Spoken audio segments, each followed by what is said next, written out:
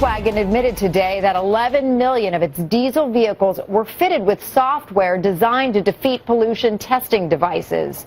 The world's top-selling automaker also issued a profit warning to investors as it faces hefty fines and other fallout. The scandal began unfolding Friday when U.S. regulators revealed that VW rigged cars so they could pass smog tests, even though they exceeded legal pollution levels.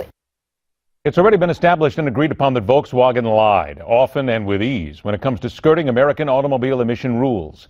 Now comes the phase of doling out dollars in damages and fines. But it opens up a much larger discussion about our love affair with cars and how unsafe we have allowed them to become with the blessing of some consumer groups and even the American government. We are, for the next few moments, safe at any speed. Get in, buckle up, put the pedal to the metal. The syndicated master of everything automotive and unafraid to take on the big guys. Welcome back to Car Coach, Lauren Fix. Always a pleasure. All right, Lauren, good to see you again. Let's get to this. Volkswagen now a substantial settlement. They're going to buy back nearly 500,000, buy back or fix nearly 500,000 vehicles that violated emissions standards. Okay, look, Volkswagen, global corporation, billions of dollars that they have. I get it, but is this really going to make a dent in Volkswagen's bottom line? Well, it is actually. We're talking about a minimum of $1 billion. Now, some information was leaked out yesterday, and of course, the judge put a huge gag order on everyone today because there's so many people involved in this settlement. It's VW AG, which is the corporate offices of VW Group, which is in Germany. Their people, plus the Department of Justice, the EPA, the CARB board, which is the California Air Research Board, that's the one who found out what happened, the Federal Trade Commission, and the attorneys representing all the owners of 482,000 cars that are here in the U.S. So some simple basic math. They were saying yesterday, we were leaked out, it was about $5,000 a car value-wise. Of course, not every car's on the road. Not everyone's going to do anything. Some people, of course, live under a rock. But if you were to assume that every single person was going to do that, you're looking at close to $2 billion. That's a lot of money, and that is going to hurt them. Plus, we still don't know what the fine is going to be. And I'm going to tell you, Ed, this is going to hurt them, and it will take them time to regain the trust. But what's odd is their sales have not been impacted the way I think. There it is. There it is. That's what I was getting to. People, we can moan and whine all we want, but at the end of the day, all Volkswagen cares about is the fact people are still buying their cars. Because we're not just talking about America. We're talking about a global company here that sells a lot of cars in Europe, right? Right. Now, VW Group, and I usually don't mention this, VW Group has a bunch of great companies underneath it besides Volkswagen. They've got Audi, they've got Seat, Skoda, Lamborghini, Bentley, Ducati. I mean, there's others. And so when you start looking at all of the brands, not all of them are impacted. Now, Porsche's impacted with the 3-liter diesel, and I have to admit, I have 2 of them. I love them, and they're not touching them. There's no way. I get 34 miles to the gallon, 700 miles on the tank, and that's why people buy these cars.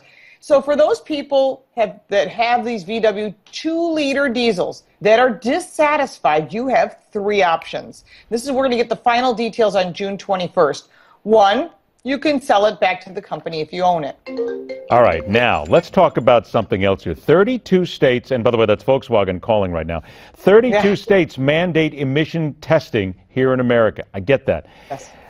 Lauren, I got to tell you, when I was a kid 7,000 years ago, we used to have state inspection stations, and the cars were a lot safer. They seem to have a lot better when it comes down to emissions. We had fewer problems here, but not everybody does that anymore. Aren't we at a point right now where we need to go back to that? Because we got so much junk riding on the road right now that I don't give a damn if I got to sit in line for an hour. I'll feel safer at the end of the day.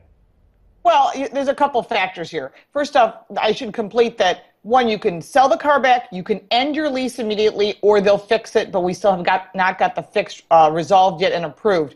Now we're talking about state emissions. New York State, where I live, that we don't sniff test, but what we do is we actually check for safety. Now, safety would be brakes, exhaust systems, check your mileage. That kind of stuff is done not by every state. Some states have no inspection. But that's the point that I'm making here. That's the point I'm making. Doesn't every state, don't we need to go back to that at least? I mean, if you're inconvenienced, be damned, but the stuff that people have on the roads these days is ridiculous. Right, I agree with you, but here's the fact. Each state has their own regulations, and with 50 states, they're going to say in a state like, I'm going to throw out this one, Iowa, so don't get mad at me if you're from Iowa. They're going to say, listen, I'm not going to get people out on a farm to bring their vehicles all the way to the city. We're going to go to Dubuque to get their car checked because not everybody has this. It's an expense on consumers. It affects the elections. and it affects your taxes. So people are like, I'm not going to pay for that. And there's going to be vehicles that'll have ways to get around the system, as there is in every state, whether you're California, New York, or Florida. So keep in mind that, yes, that makes sense, you would think, but the fact is, and I did talk to some people in corporate level, they misread the U.S. regulations that were constantly changing, so they came up with a way to get around it. It was a bad thing to do. I'm sure there are other companies that have gotten away with things. Let me think. Airbags, ignition switches. Okay, all right. We're out of time. I got to move on. But I'll tell you what, I'll go ahead and take the inconvenience and pay the extra bucks to avoid getting hit by a car that's got 4 bald tires and got a vehicle that shouldn't be on the road in the first place. All right, LaurenFix.com. Check it out. Lauren, always a pleasure, my friend. Thanks so much for joining us. We will continue this at another time, and the Hardline will continue.